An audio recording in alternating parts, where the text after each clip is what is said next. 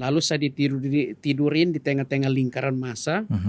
Lalu massa itu bukan periksa identitas, tapi mereka tepuk tangan rame-rame. Mungkin lebih banyak dari 20 yang tadi bawa saya itu. Lalu mereka tepuk tangan, potong, potong, bunuh. Ada yang berkata, jangan potong dulu, kasih bangun, buka kain di kepalanya. Kita mau periksa dia, jangan-jangan ini teman kita. Ya udah mereka kasih bangun saya. Lalu ada seorang bapak, dia buka kain di kepala saya buka mata. Ada polisi satu di situ. Kenapa nggak nolong saya? Ada polisi di situ? Ada polisi satu. Tapi kenapa nggak nolong? Rupanya dia takut terhadap massa. Karena dia sendiri kan. Iya. Saya tahu itu.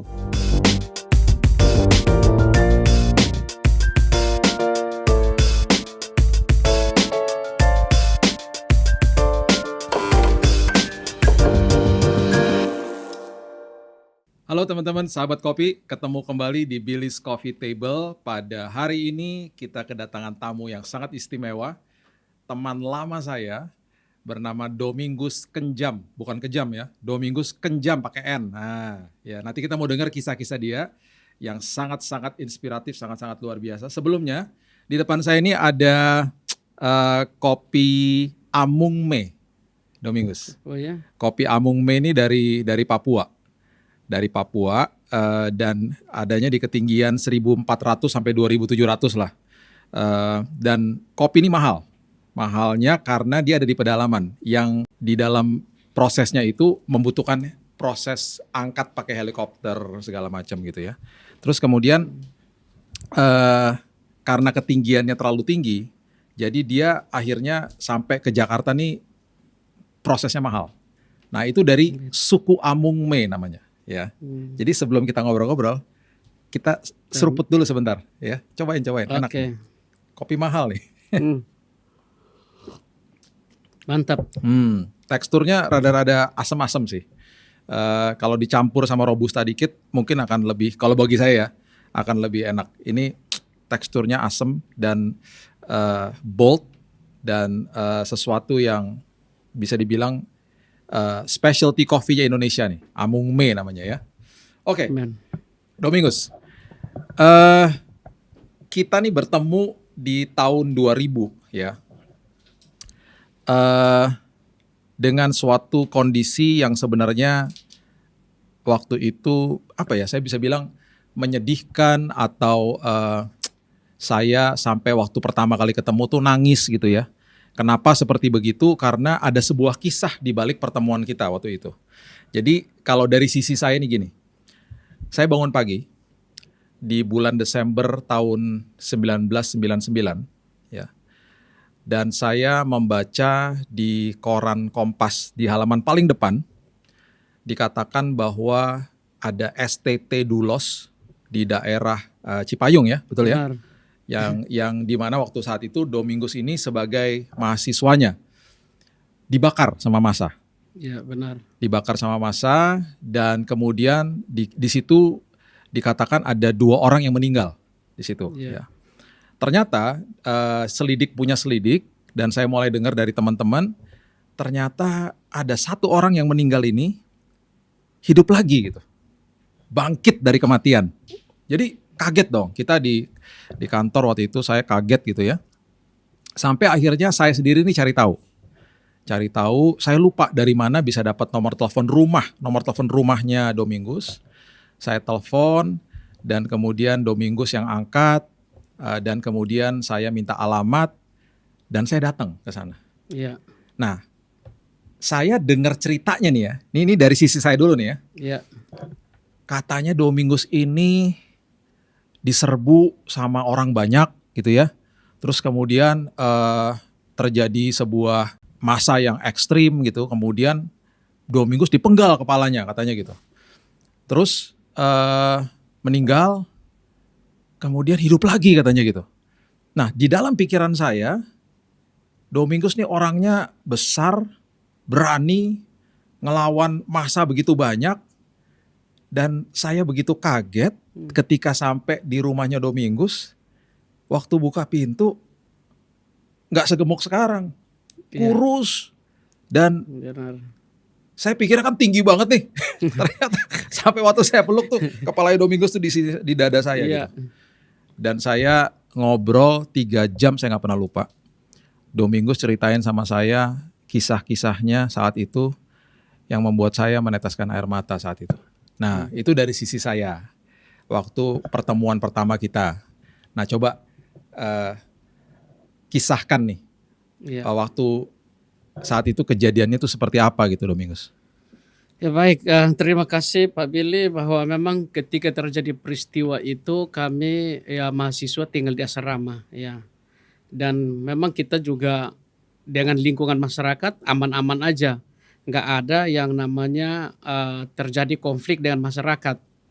Tetahunya malam itu masa itu masuk entah dari mana. Mereka datang dengan tiba-tiba lalu kampus dikepung. Lalu mereka masuk, akhirnya kita mahasiswa ditangkap dan dipotong. Dan Wow. saya sendiri ya udah keluar dari asrama, lalu saya keluar saat itu menuju ke halaman, saya lihat gedung sebagian terbakar. Di situ saya dalam keadaan ketakutan. Saya berdoa, Tuhan saya mau lari kemana? Dalam keadaan ketakutan, menangis, badan tergoncang. Karena saya lihat masa sudah berkuasa ya. Masa itu hampir ya 500-an lah, lebih lah. Wow. Itu udah banyak banget. 500. Iya. Jadi saya lihat 2 pintu gerbang ini masa sudah berkuasa di sana. Mau lari ke sana, ya nggak bisa. Udah pikiran saya lari ke belakang. Baru saya lihat akhirnya belakang belum ada orang, ya saya lari ke sana. Lalu udah sampai di belakang, di sana ada gang. Lalu saya baru mau ambil kanan, ketemu sama masa. Di situ mereka pakai senter. Ya itu ada mahasiswa. Ini jam berapa nih? Itu udah jam 9:30 malam. Oke. Ya kejadian kan jam 9. Oke. Itu. Lalu saya lari ke sana, baru 4 langkah ketemu dengan masa kan, mereka pakai senter. Itu ada mahasiswa. Tangkap, bunuh. Waduh, Tuhan saya mau ditangkap. Saya mengalami ketakutan yang luar biasa. Lalu saya balik arah lagi. Lalu baru 4 langkah ketemu dengan masa lagi. Lalu mereka berteriak, itu ada mahasiswa, tangkap, bunuh. Tuhan saya mau dibunuh Tuhan. Dan saya mengalami satu ketakutan yang luar biasa. Lalu saya mundur, pikiran saya larinya ke pagar. Nah pagarnya 2,5 meter, sementara pendek, bisa nggak melompat. Akhirnya nggak bisa lompat, cuma lari keliling pagar doang. Tapi saya tetap dikejar sama massa. Di ujung sana ada pagar kawat duri. Lalu ada ketemu dengan 2 teman. Lalu sama-sama lari. Tapi di belakang saya, mereka teman 2 di belakang saya. Dalam sekejap, 2 teman ini bisa lompat lewat pagar 3 meter.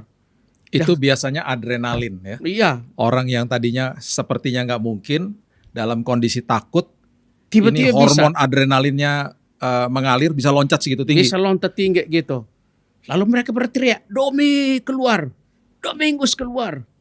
Akhirnya saya jawab, gimana saya keluar, saya pendek begini nggak bisa. Tapi saya juga tetap dikejar sama massa.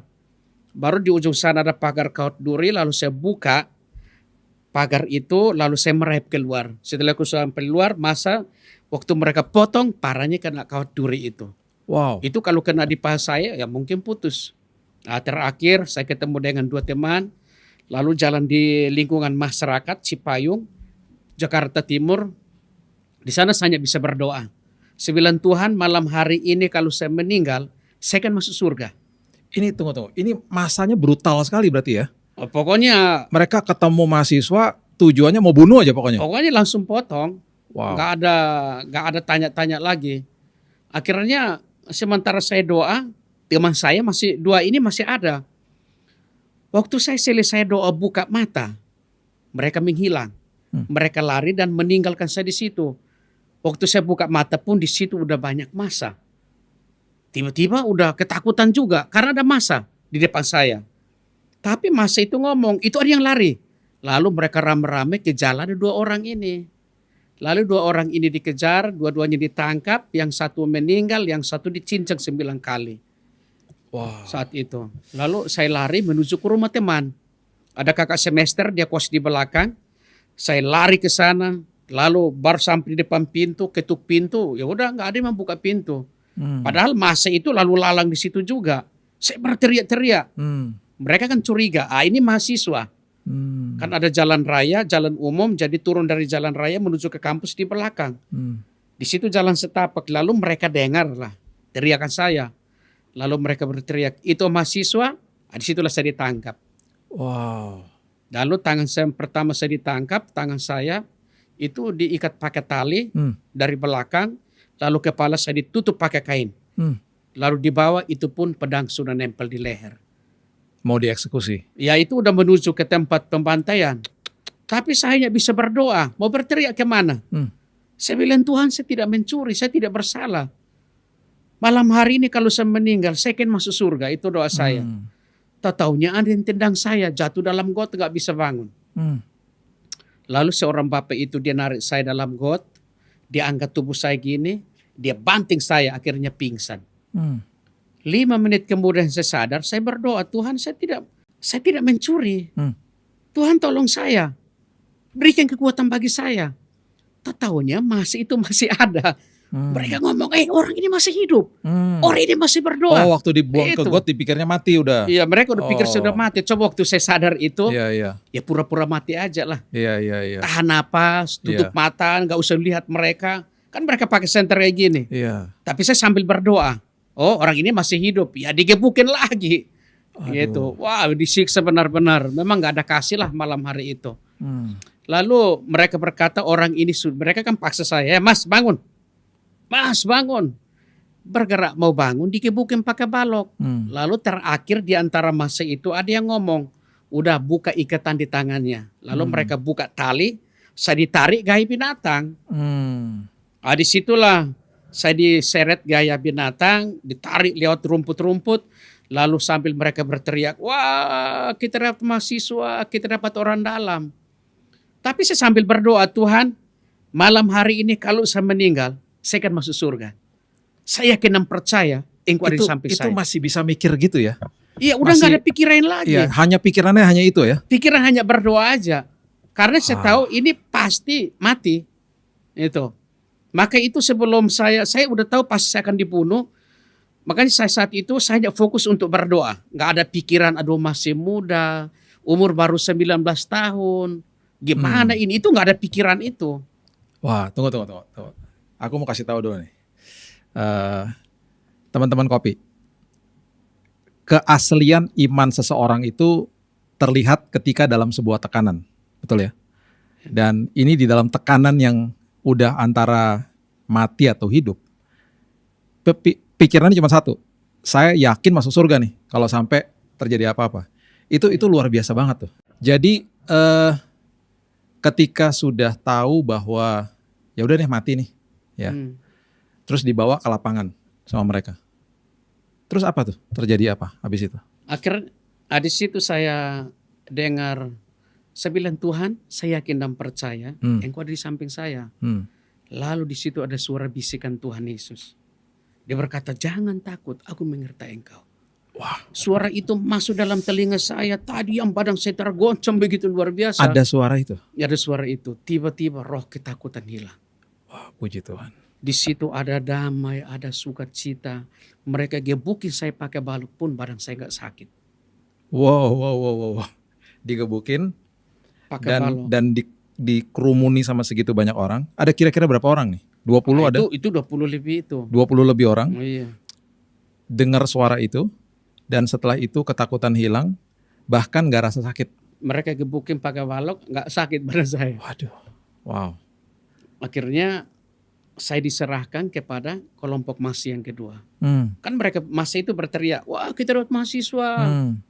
Lalu satu kelompok mahasiswa itu bilang, bawa ke sini. Kita periksa dia. Lalu saya tidurin di tengah-tengah lingkaran massa.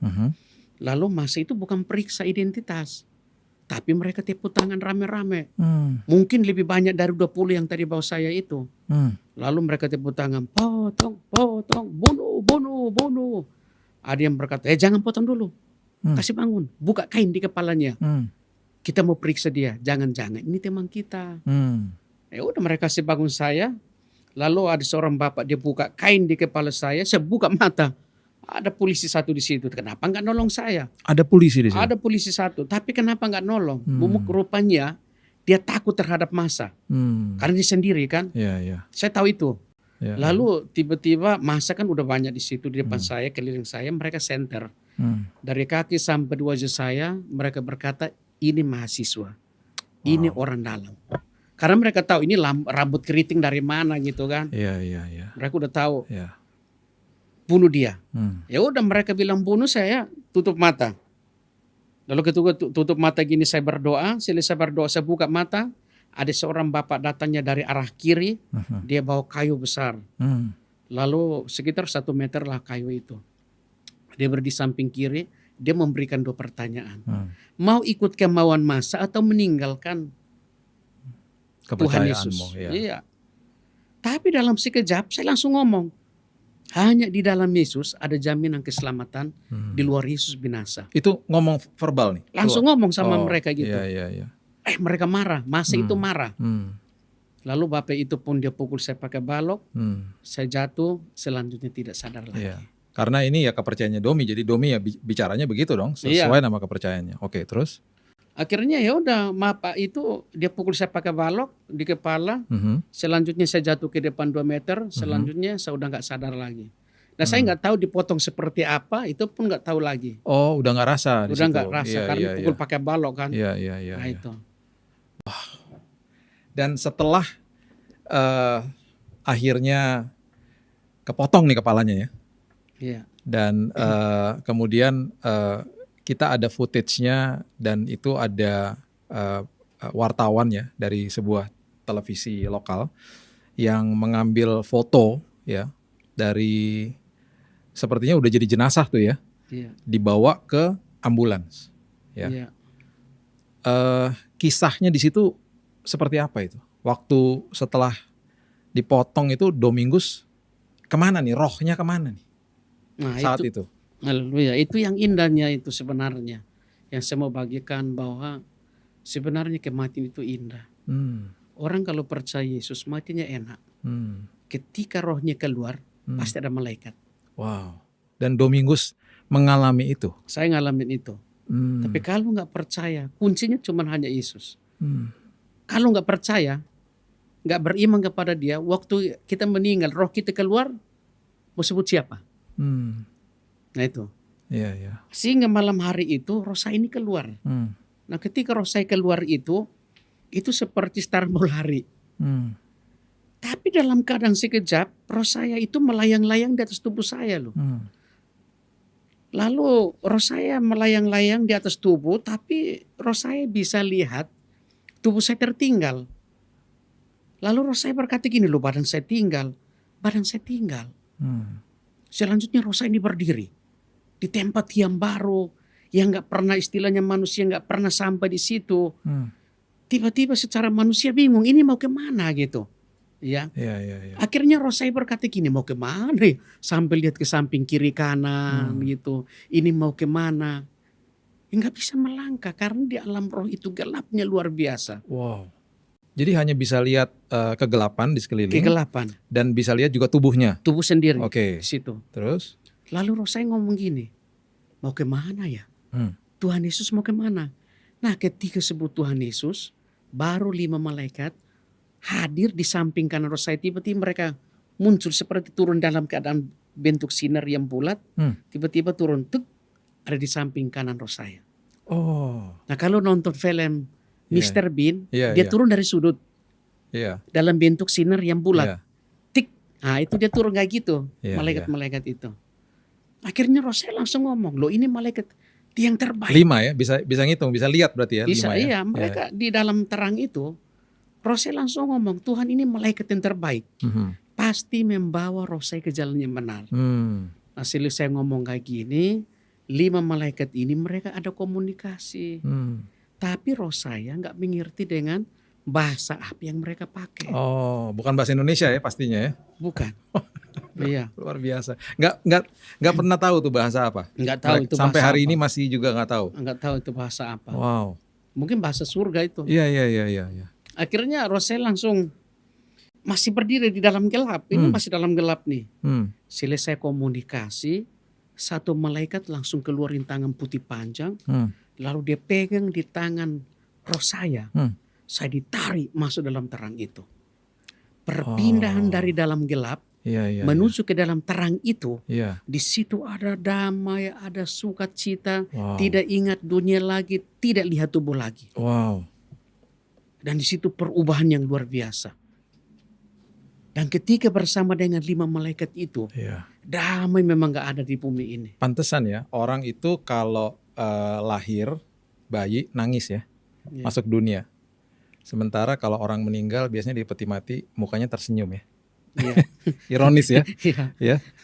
Jadi rupanya memang kalau orang meninggal di dalam kebenaran, di dalam Tuhan, dia melihat sesuatu yang dia tidak alami di dunia ini, yaitu dia mengalami damai sukacita yang betul-betul ekstrim lah udah nggak ada lagi tuh beban-beban dunia. Itu yang Domi alami waktu masuk ke dalam lorong yang terang itu ya, berarti ya. Masuk di dalam bersama dengan 5 malaikat ini. Dengan 5 malaikat. Terus dibawa kemana tuh? Nah, akhirnya 5 malaikat ini bagi. 2 malaikat di samping kiri, samping kiri, 2 malaikat di sebelah kanan, dan 1 di depan saya.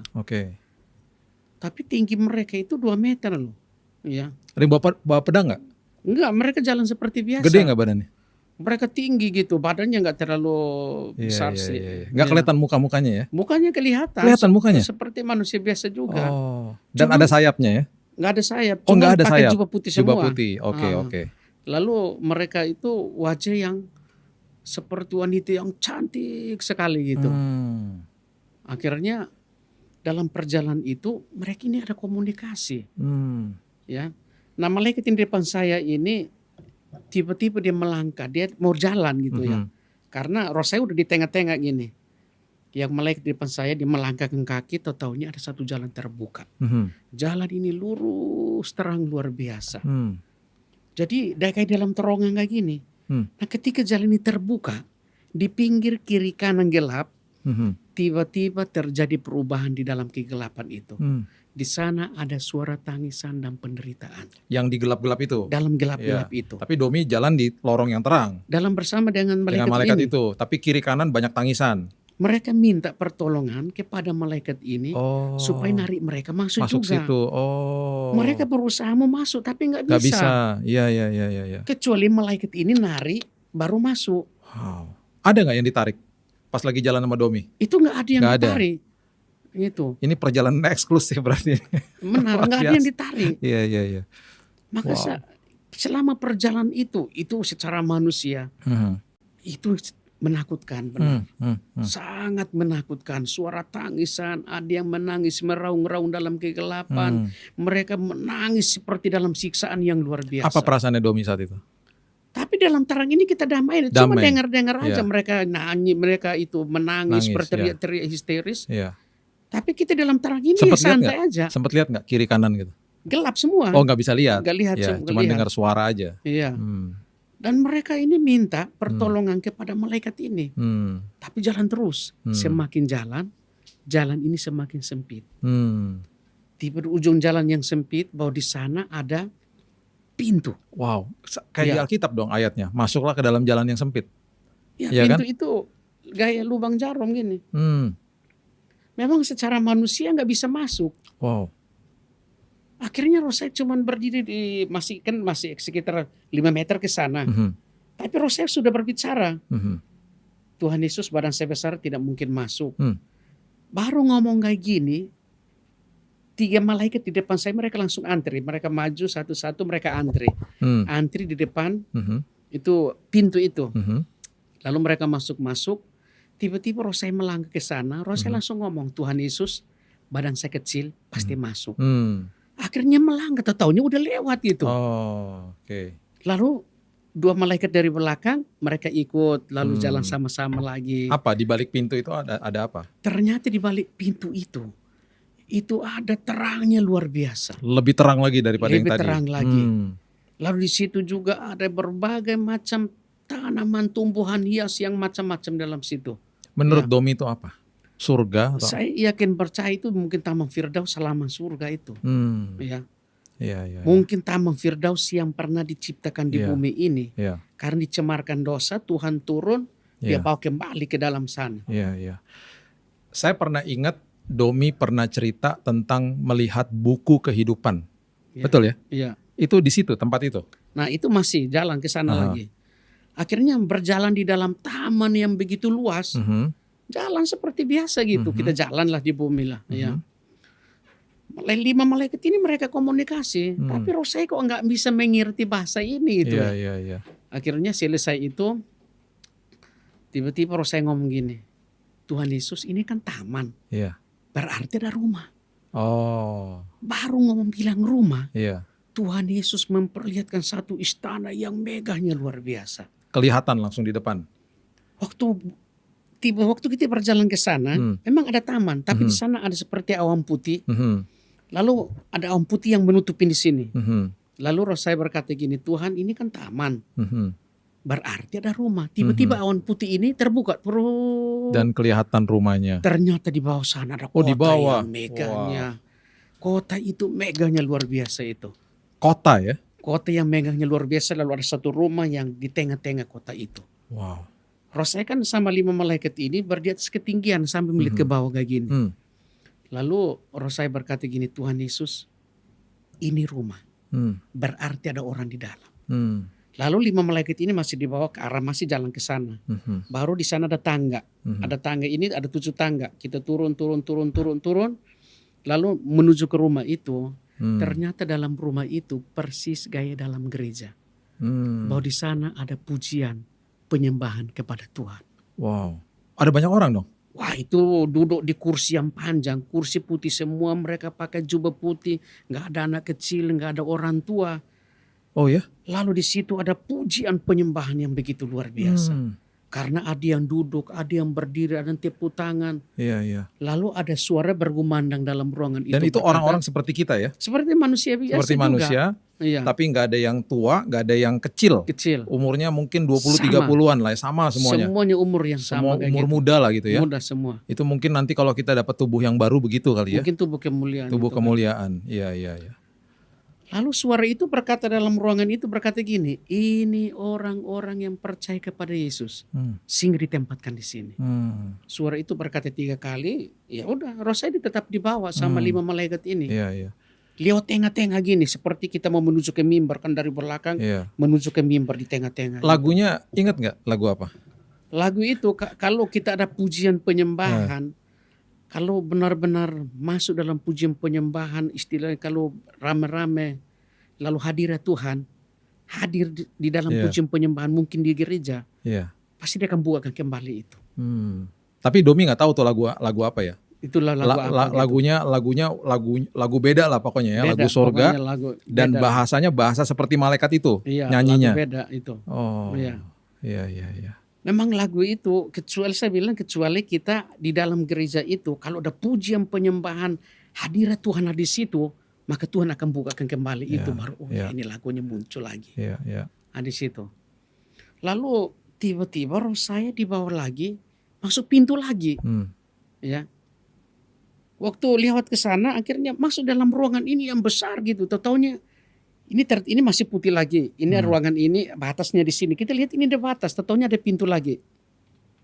Lewat lagi. Tahu-taunya ada banyak orang lagi di situ. Mereka pujian penyembahan yang begitu luar biasa. Itu ruangan kedua. Masuk ruangan ketiga. Mereka juga ada di situ. Saya kan percaya ini roh-roh orang benar. Orang-orang yang meninggal dalam Tuhan. Mereka ditampung di tempat itu. Untuk menaikkan pujian penyembahan kepada Tuhan. Dan itu saya lihat di situ memang luar biasa itu. Ada semangat yang begitu memuliakan nama Tuhan, tepuk tangan juga seperti kita dalam gereja. Wow. Tapi nggak ada yang kenal ya, nggak ada yang manggil, Domi, ngapain di sini, nggak ada yang gitu ya? Nggak ada gitu, cuman hanya lihat saya begini gitu. Oh, mereka lihatin Domi? Lihat saya kayak gini. Oh gitu. Istilah kita duduk di jalan di tengah-tengah gini, yang di pinggir sini dilihat kayak gini, lihat gitu. gini gitu. Ya saya juga lihat gini, tapi nggak kenal mereka juga. Gitu. Tapi saya di bawah. Wow. Di bawah itu. Amazing. Wow. Waktu semakin di bawah itu, semakin ke sana, tiba-tiba ada pintu lagi. Lewat lagi. Di balik sana ada pujian penyembahan lagi. Ada yang duduk, ada yang berdiri, ada yang tepuk tangan, ada yang tiup sangkakala. Lalu ada suara yang berkata, ini orang-orang yang percaya kepada Yesus, sehingga ditempatkan di sini. Berarti orang yang nggak percaya kepada Tuhan Yesus, tempatnya nggak di situ. Nah kemana? Ya di luar yang tadi. Pintunya nggak terbuka. Kuncinya itu. Makanya saya tahu bahwa firman Tuhan udah berkata dalam Injil, lihat aku berdiri di muka pintu dan mengetuk. Jikalau ada orang mendengar suaraku dan membuka pintu hatinya, saya akan masuk. Kuncinya buka hati kita. Nah seandainya waktu saya sebagai Kristen lalu saya tidak pernah dilayani, nggak buka hati untuk mengundang dia secara pribadi. Waktu saya ke sana juga Tuhan bilang kamu nggak pernah undang saya masuk dalam hidupmu. Kita harus ambil keputusan. Ya benar. Dia akan selalu ketuk, tapi ada titik di mana kita harus ambil keputusan, mau terima atau tidak. Iya. Ya. Sehingga di situ Tuhan berkata, suara itu berkata, ini orang-orang yang percaya kepada Yesus sehingga ditempatkan di sini. Lalu roh saya dibawa lagi ke ruang keempat. Ruangan itu kosong. Lalu roh saya melangkah 3-4 langkah ke depan masih bersama dengan 5 malaikat ini. Mereka ngobrol seperti kita ngobrol-ngobrol kayak gini lah. Ya. Lalu tiba-tiba roh saya langsung ngomong gini.